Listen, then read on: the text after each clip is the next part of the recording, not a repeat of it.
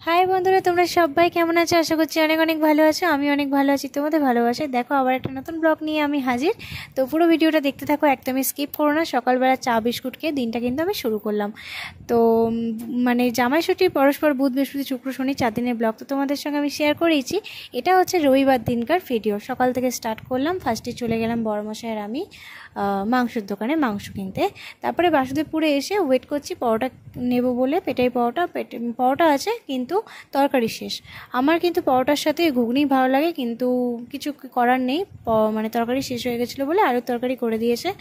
তো যাই হোক, খেতে তো হবে, নষ্ট করলে তো হবে না। খেয়ে নিলাম সবাই মিলে। ঘরে এসে খাওয়া দাওয়াটা সেরে মাকে একটুখানি ওই আলু আদা এগুলো টুকটাক বাকি ছিল কেটে দেওয়ার, মাংস যেহেতু হবে তো এই জন্য ওইগুলো কেটে দিচ্ছিলাম।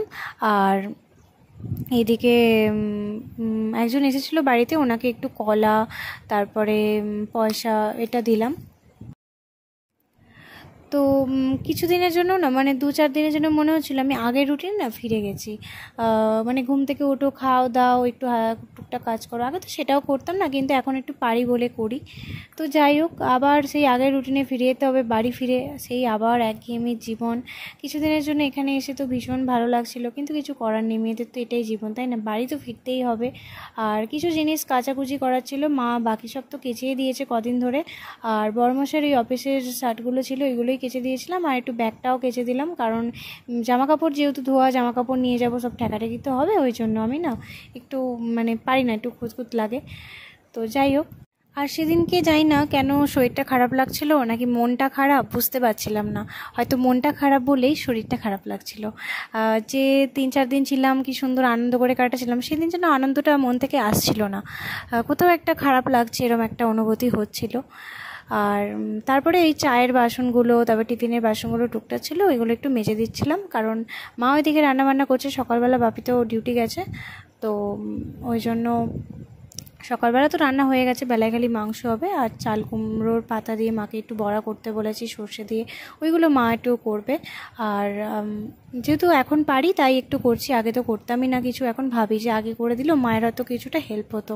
একা হাতে বাড়ির সমস্ত কাজ করা যে কতটা কষ্টের, এখন নিজে করি, নিজে বুঝতে পারি। আগে বুঝতাম না, তোর মা বলতো এটা কর ওটা কর, কানেই দিতাম না।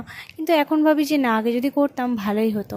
তো যতটুকু পারি ততটুকু হেল্প করার চেষ্টা করি, তাও মা করতে দেয় না। আর এখানে বাসনগুলো মেজে আমি একটু জল বুলিয়ে রাখছিলাম, কারণ মা ধুয়ে নেবে। মায়ের আবার কারো ধোয়া পছন্দ হয় না। আমার মা না খুব পিটপিটে, জানো তো, খুব খুঁত করে। তো যাই হোক, কি আর করা যাবে। তারপরে মা একটু মাংস দিয়েছিল, মানে মাংস কষা বাটি করে, তো এটাই খেয়ে নিচ্ছিলাম। তারপরে আবার এখানে একটু নুন চিনির জল খাচ্ছিলাম, তার মধ্যে একটু সেভেন আপ মিশিয়েছিলাম, বেশ ভালো লাগছিলো। তার খেতে বসে গেলাম ফাইনালি দুপুরবেলা। দেখো, চাল কুমড়োর পাতা দিয়ে সর্ষে দিয়ে বড়া, তারপরে এখানে মাংস ছিল, তারপরে স্যালাড ছিল। তো খাওয়া দাওয়াটা করছিলাম, আর খেতে খেতে না আমার ভীষণ মন খারাপ করছিল, একদমই ভালো লাগছিল না যেন ওই দিনকে। তো আবার মানে মনটা খারাপ লাগছিল এটাই ভেবে যে আবার বাড়ি ফিরে যেতে হবে। এই যে কদিন সবাই মিলে আনন্দ করে খাওয়া দাওয়া করছিলাম, একসাথে গল্প করছিলাম, এটা আবার কবে হবে? তো এটা ভেবেই মনটা খারাপ হচ্ছিল, কিন্তু কিছু করার নেই। তো আল্লাদি এখানে এলো, বিস্কুট দিলাম ওকে, আর আমরাও এখানে সন্ধ্যেবেলা চা বিস্কুট খেতে বসে পড়লাম।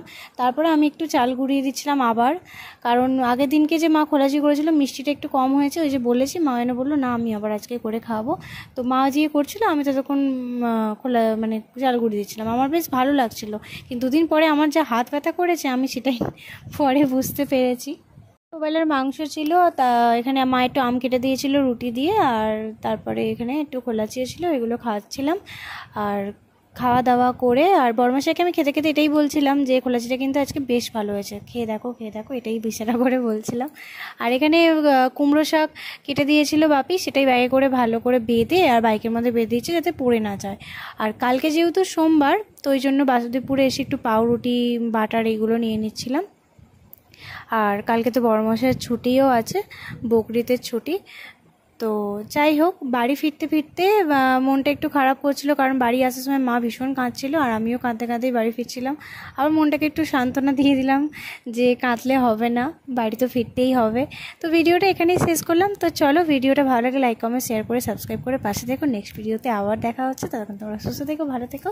আসবো আবার একটা নতুন ভিডিও নিয়ে। আজকের মতো আসি, টাটা। আর বেশি কিছু বলতে পারছি না, মনটা মানে ভিডিওটা যখন ভয়েস ওভার দিচ্ছি তখনই আমার মনটা খারাপ হয়ে যাচ্ছিলো। তো চলো, আজকের মতো আসি, টাটা।